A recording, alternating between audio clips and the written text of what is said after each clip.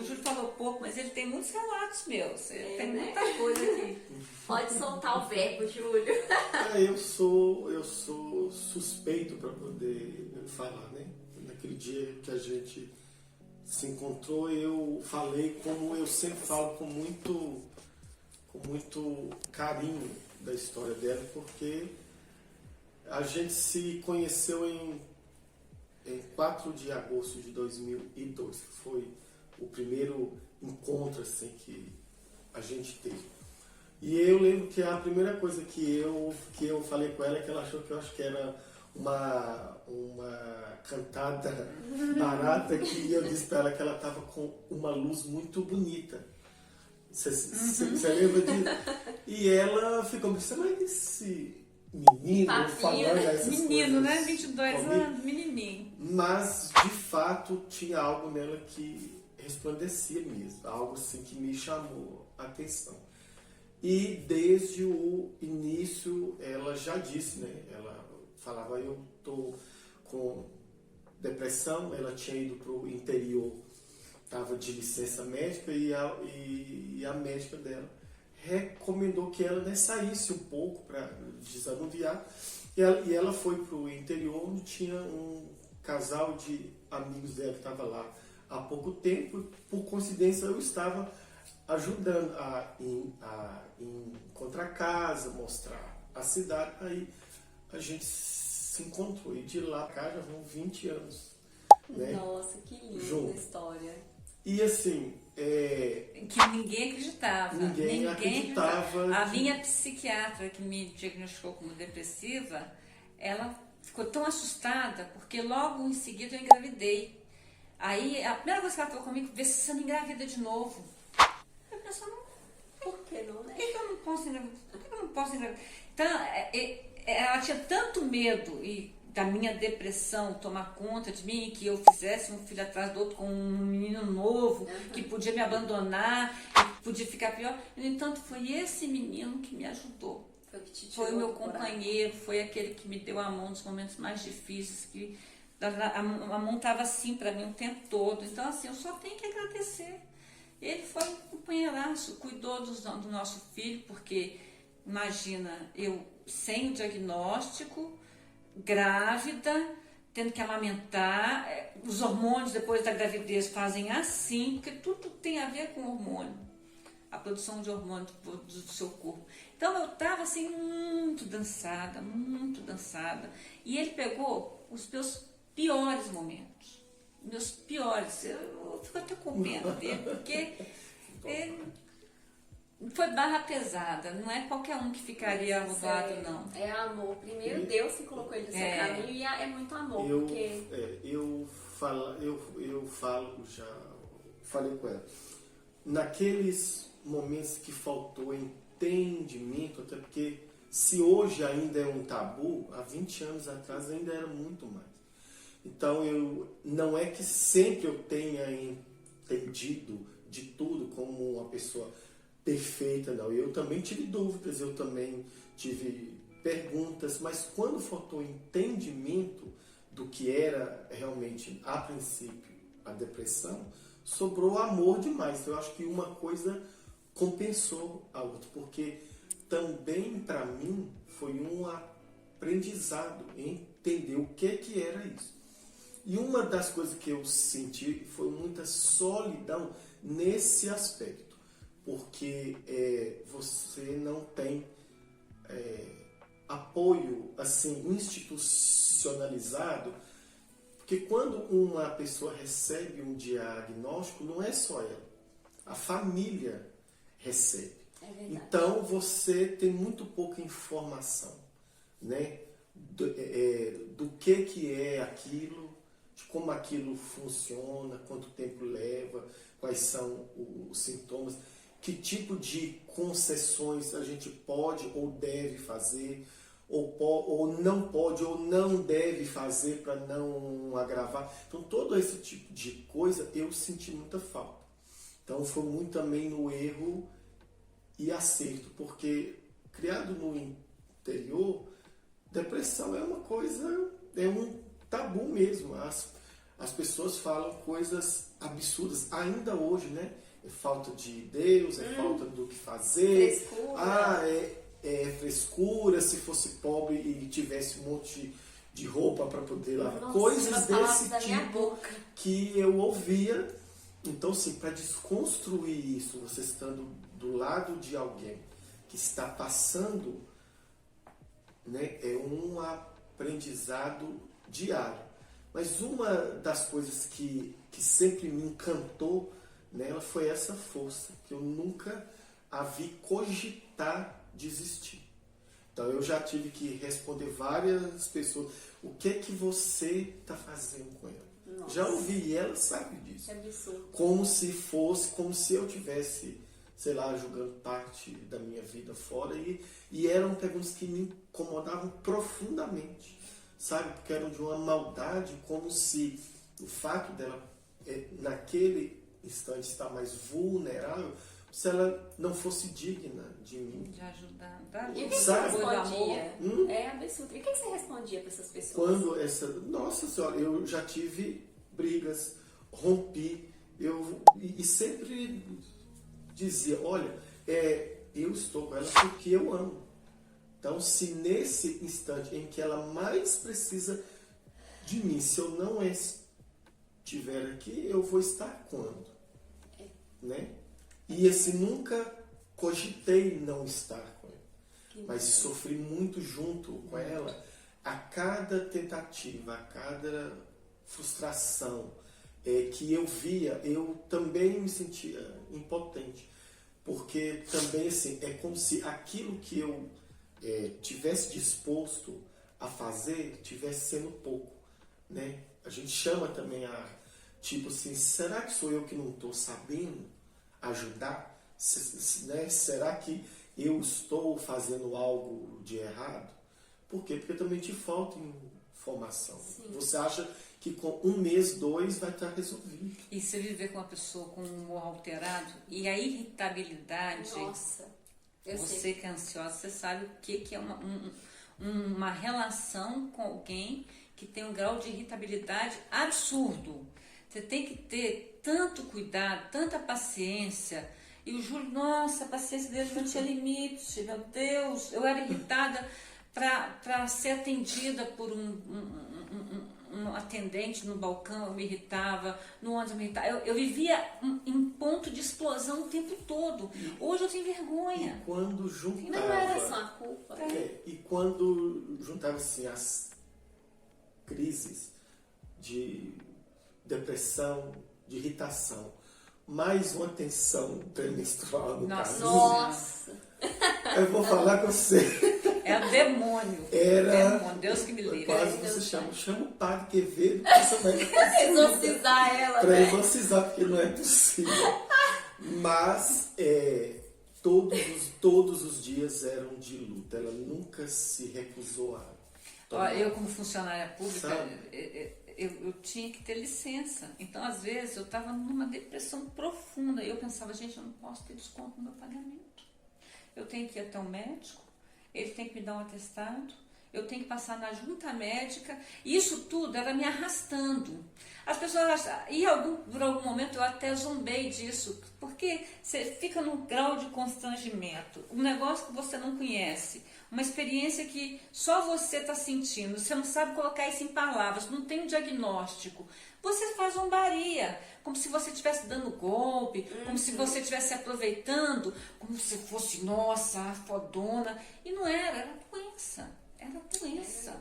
Então, assim, eu não dava hoje, assim, eu não penso na hipótese de pegar uma licença de 15 dias. Claro que se eu precisar, eu não vou me furtar de fazer isso. Mas eu não preciso. Eu dou conta. Tem dia que eu tô, que preguiça, com vontade de ficar um pouco mais, eu me levanto, tomo banho, me arrumo, vou trabalhar. É importante para mim, é como se eu tivesse que cumprir esse espaço a mais, porque houve uma lacuna. E eu não fui produtiva, e eu quero ser o mais produtiva possível hoje. É a recompensa por eu estar bem. É dar o meu melhor naquilo que eu faço. desde estar em casa com minha família ou estar no meu trabalho. Eu quero dar o meu melhor. Isso não quer dizer que eu seja a pessoa mais sociável, porque, como eu te disse, eu sou mais seletiva nas minhas amizades. Eu tenho menos vontade de conversar fiado, assim, de passar o tempo todo falando, me expondo. Eu procuro manter a minha privacidade, que é um negócio que eu custei muito a descobrir, que a gente tem que ter privacidade sobre a nossa vida. Eu estou expondo aqui a minha vida, mas eu estou expondo aquilo que eu quero e depois de um longo processo de maturação. Mas eu me expunha a qualquer hora, por qualquer motivo, com qualquer pessoa, sem controle nenhum. E aquilo era motivo de julgamento, de olhares, de condenação, de crítica. Hoje, eu sei que eu não sou vítima de uma crítica, porque eu não me critico. Eu entendo a minha trajetória. Durante muito tempo, isso foi algo que eu chamei a atenção dela. Chamei porque ela permitia que as pessoas zombassem, sabe? Então, ela se punha. Acho como antes que me ridicularizem, eu vou fazer. Vou me ridicularizar. Eu mesmo. E eu vou dar às pessoas o direito de ficar fazendo piada comigo, com as minhas fraquezas. E um belo dia eu falei com ela, eu não acho que isso está correto. Sabe? De você chegar numa festa e dizer, amor, conta aquele caso que eu fui desastrada, conta esse caso aqui que eu não fiz. Eu falei, mas por que você está me mandando fazer piada? Eu gosto de fazer piada, eu sou super alegre e tal, mas chegou um ponto em que eu vi que era como se era a forma dela lidar com isso. Ela foi maturando essas ideias de saber que não, sabe? Não é assim de você já se pôr à disposição para o ridículo. Vou me expor logo de cara porque aí ninguém tem surpresa daquilo que eu sou, porque eu já estou me expondo. Só que essa exposição me levava a sofrimento, porque eu não era exatamente aquilo. Aquilo era uma parte de mim, não era o meu todo. Era um momento.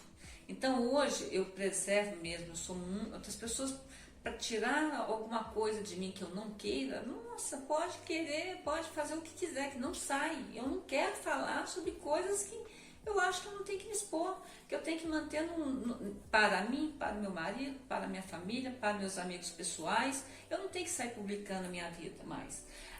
Não quer dizer que eu não fale sobre a bipolaridade quando isso vem à baila. Falo com maturidade, falo igual estou falando aqui para vocês, mas não como uma coisa menor, como uma brincadeira, como uma coisa para fazer as pessoas rirem, debocharem. Não, eu tenho o maior respeito pelo transtorno mental, acho que ele tem que ser visto com muito carinho e cuidado pela sociedade. Eu acho que falta, e às vezes eu acho até que esses hospitais pelos quais eu passei de internação, eu acho que existem casos que eles têm que existir. Eu sou a favor de hospitalização em casos graves. Esses hospitais, eles salvam vidas. Então, quando você me pergunta sobre o ECT, o eletroconvulsoterapia, foi uma das melhores coisas que eu precisava naquele momento, porque minha cabeça era esses pensamentos invasivos, e aqueles pensamentos invasivos e de sofrimento constante, de dor. De repente você faz um tratamento que você não sabe o que mais, você não tem motivo para sofrer, você não tem lembrança de sofrimento. Você não consegue resgatar nenhuma lembrança dolorosa. Você fica abobalhado? Fica abobalhado durante um tempo. E você reseta aquilo ali, e aí você começa a construir. As lembranças voltam. O Júlio, ele é minha fonte, a minha memória ambulante, porque tem coisas que eu não me recordo, e é ele que me faz recordar. E aí você lembra depois que ele fala? Tem coisas que eu tenho a memória dele, eu não tenho a minha memória. Sim. Não tenho. Pra se lembrar exatamente como foi, não, eu lembro porque ele me conta e eu construo uma memória nova sobre aquilo. Então, muito do olhar dele também. Mas é porque eu já não tenho mais essa lembrança. Agora, essas perdas de memória, eu fui descobrir que é o excesso de dopamina da euforia.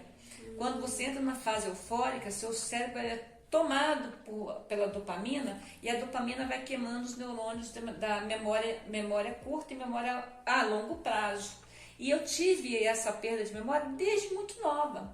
Eu nunca consegui lembrar exatamente como foi minha infância, como foi minha adolescência. Eu tenho pequenos fragmentos de memória. Então, que eu já sofria de bipolaridade, com certeza. Que eu fui tendo gatilhos que foi desestabilizando mais a minha saúde mental, com certeza. Mas que ela já existia na minha vida desde muito nova, como você falou, que roía unhas, eu também tinha meus ataques de depressão, de fúria, de irritabilidade. Eu puxava os cabelos, mordia meu joelho. Isso muito nova, muito criança. Isso não é comum de uma criança manifestar frustração, se punindo, se machucando. Então, assim, hoje eu entendo isso. Isso é um olhar para ficar atento para as crianças que estão próximos, para os adolescentes. Recentemente, o meu filho teve uma crise de depressão e imediatamente, na hora que eu entendi que era depressão, eu levei na neuropsiquiatra dele. Ele está medicado, já está melhorando. Então, assim, esse olhar de atenção que a gente tem que ter para esse transtorno mental, ele é importantíssimo. É verdade. E essas coisas que vocês falaram aí sobre o Júlio ter te apoiado, isso é muito importante. Você ter uma pessoa do seu lado que te entende.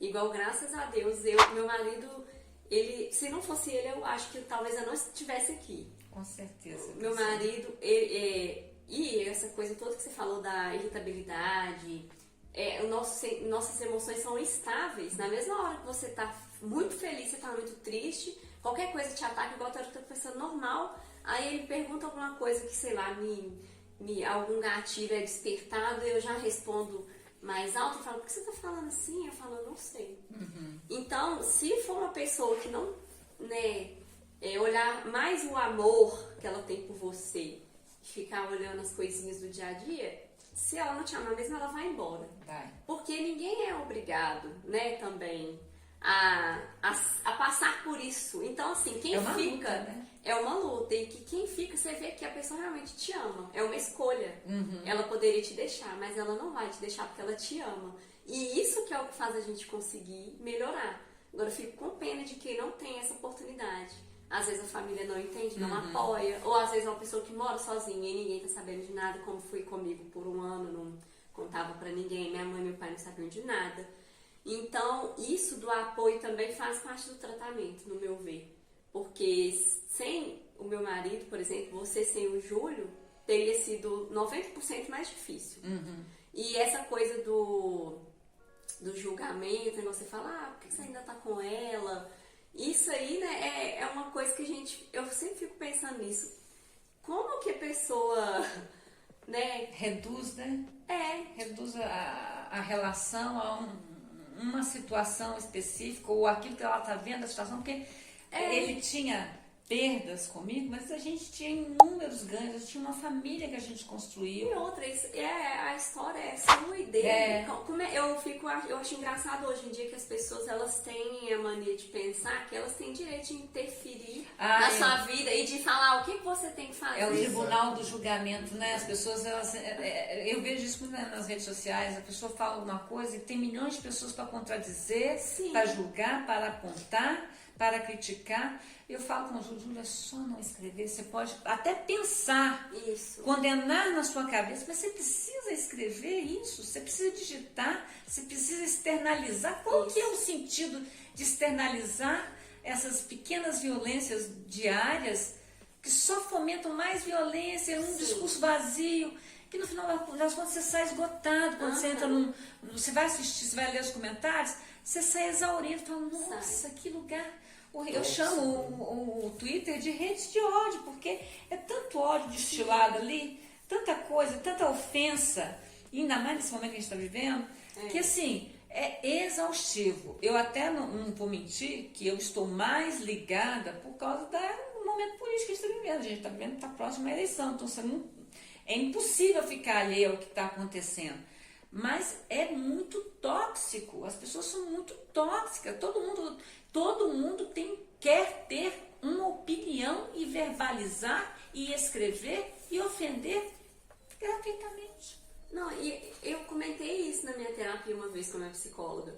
Eu me afastei do Instagram porque eu não estava tendo paciência de ver as pessoas se preocupar com coisas que não é da conta delas. Por exemplo, não sei se você conhece aquela Virgínia, que é a influenciadora. Não.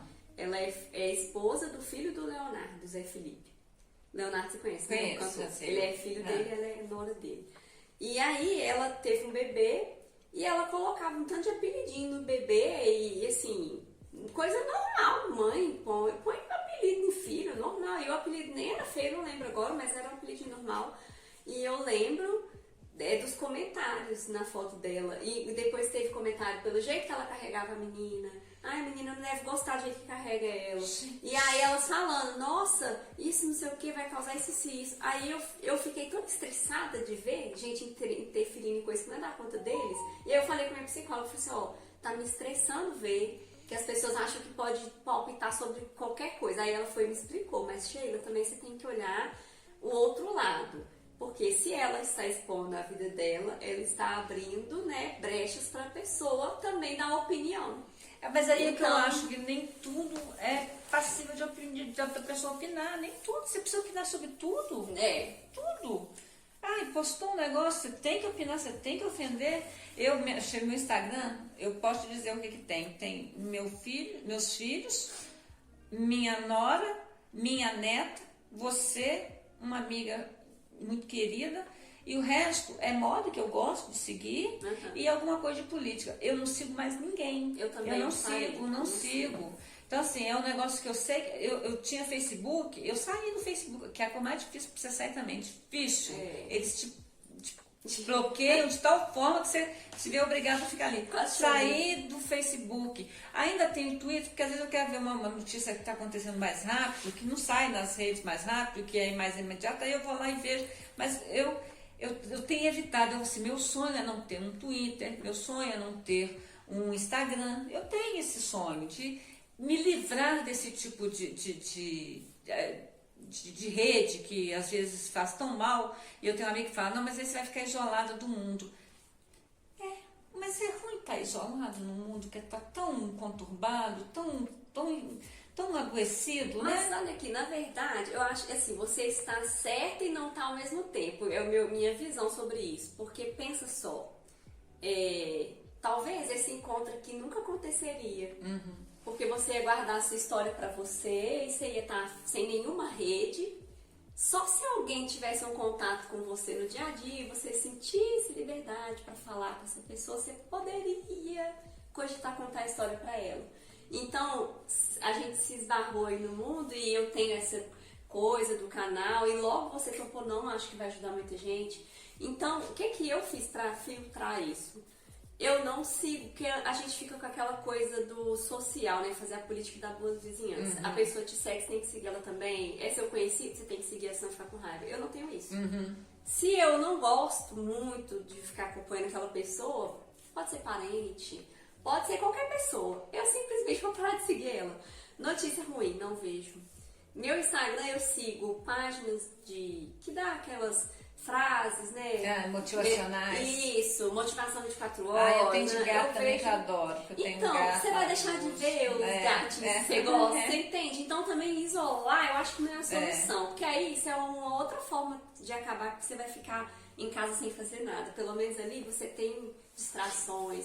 Você sentiu falta de uma pessoa, ela postou uma coisa, você comenta, você interage com ela. Mas tem que ter o equilíbrio, né? Sim, Porque eu o gostaria de ler mais, e eu leio menos por causa das redes sociais, né? Então tem todo um desdobramento no cotidiano da gente que acaba tirando outros hábitos que são também saudáveis. Então, assim, é o equilíbrio, que é um negócio que eu busco o tempo todo, é sempre minha meta. Então, assim, eu já acordo, vou direto banho, porque eu tenho que tomar um banho para poder acordar, me arrumo, porque eu sou muito vaidosa, eu tenho que fazer meu café da manhã ali, que é minha aveia, meu mingau, ou meus ovos. Então, essa parte da manhã ela é extremamente agitada, porque é onde eu tenho mais energia. Sim.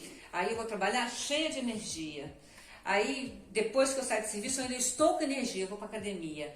Aí, depois que eu chego em casa, minha energia é ficar aqui no sofá, na rede social. Eu sempre fui uma leitora voraz. Sério? Muito. Aliás, a minha deficiência escolar, ela só não foi maior porque eu li muito. E eu li clássicos. Eu pegava Dostoiévski, nova, menina, e lia. Que isso? Emile Brontë, Morro dos Ventos Uivan. Eu li tudo. Tudo que caía na minha mão eu lia, porque eu tinha 2 irmãos que também eram sócios do Sesc, a biblioteca do Sesc. Cada um pegava 3 livros. Então eu tinha 9 livros para ler em um mês.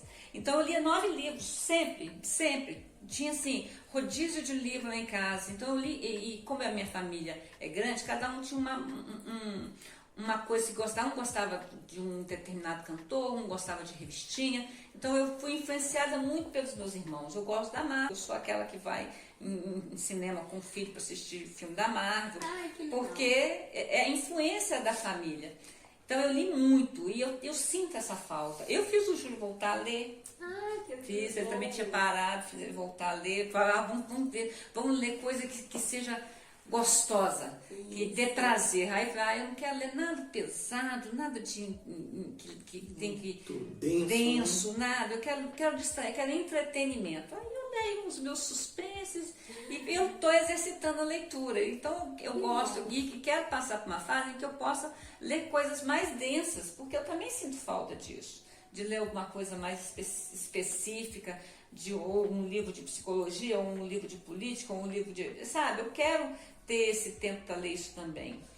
Mas eu vou chegar lá. Eu vou chegar. E eu vou chegar nisso aí, porque eu não sei porquê, mas como o ansioso ele tem a mania de achar que tá perdendo tempo.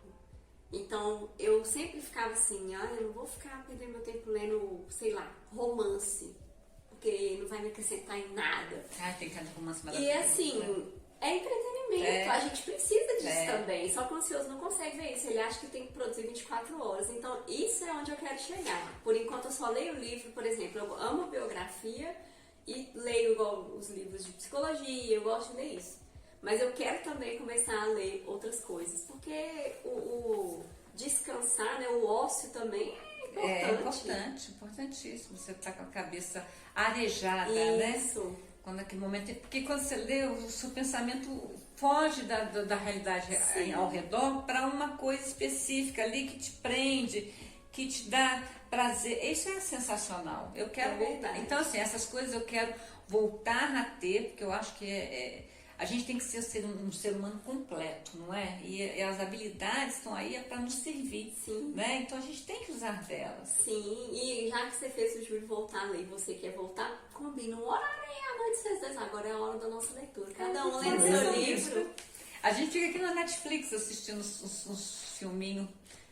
A gente gosta muito de suspense e terror, aí a gente assiste. Quis ligar um pouco mais cedo, ir pra cama ler. Então vou fazer esse desafio pra vocês. Na próxima semana, a partir de segunda-feira, vocês vão tirar uma hora pra vocês dois ler cada um o seu livrinho, cada um no seu cantinho em silêncio. E ela tá com um livro e eu também tô lendo, já tô no final. Então fechou, eu vou fazer lá em casa também, ó. Tem um livro lá. Vamos ver se a gente vai conseguir. Vai conseguir. Agora... Tem lá livros que ele comprou no meio do ano, foi? E a gente ainda não leu porque acabou que porque leitura é hábito, e é um hábito que se você procrastina hoje, amanhã e depois, você acaba perdendo. Então você tem que ter essa coisa de ter um tempo mesmo. Eu vou colocar esse tempo, sim.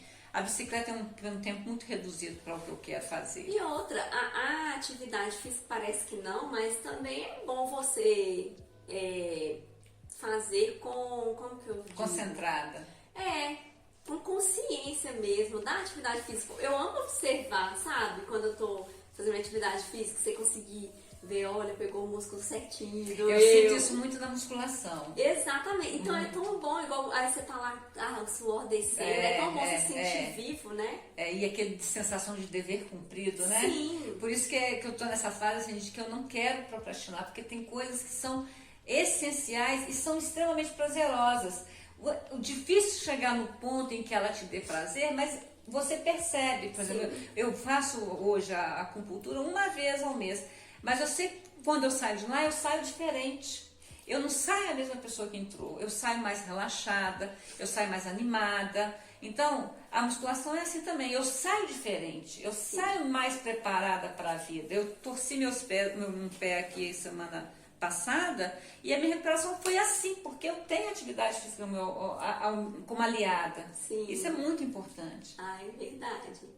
E a gente falou disso tudo aqui agora. Eu quero entrar naquele detalhe que você me contou sobre a experiência na sua família com o suicídio, né? Que esse mês eu postei no meu canal um vídeo sobre isso, falando, né? Se você estiver passando por um momento difícil, ligar no CVV. E a Cristina tem uma história na família de suicídio, que foi a mãe dela.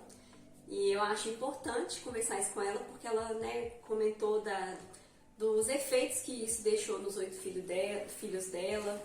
Então, você poderia falar pra gente disso? A lembrança que eu tenho da minha mãe era uma pessoa extremamente irritadiça, muito irritada, mas assim, quando ela estava de bom humor, ela era a pessoa mais legal do planeta. Mas quando ela estava nervosa, ela pegava qualquer coisa que tivesse na mão para bater. 8 filhos, um pai que era provedor, ele saía para trabalhar, e ela que tinha que lavar, passar, costurar, cozinhar, cuidar dos filhos. Então a forma de educar com tapa,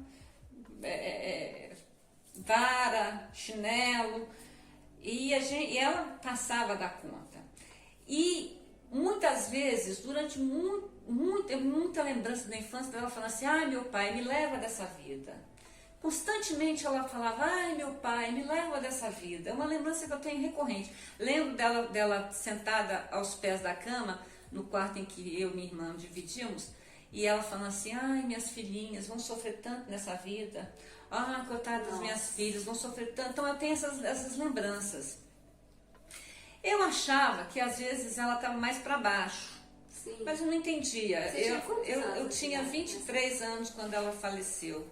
Eu acho que eram uns 23. Ah, não, mas eu falo quando desde criança. De criança percebi, assim, principalmente na adolescência. À medida que os filhos foram crescendo, eles foram trabalhar. E eu fui a última filha a sair de casa. Então o tempo que ela passava, antes dela falecer, foi mais comigo. Aí eu comecei a trabalhar, que eu tinha aquela pulsão de querer trabalhar, eu queria ser independente. E trabalhar para mim já era um negócio complicado. Eu não sei se eu estava numa fase que eu estava um pouco deprimida. Eu falei: nossa, eu não queria ir. Ela falou: minha filha, você não precisa ir, fica em casa com a sua mãe. Eu falei: não, mãe, eu não posso ficar em casa, eu tenho que trabalhar, eu tenho que vencer isso, porque eu já era atrevida desse tanto. E aí fui trabalhar. Quando eu cheguei, 2 amigos meus me pegaram aqui na rua, e eu estava no carro com um namoradinho, e me disseram: Cristina, vem aqui. Quando eu cheguei, eu falei: o que foi?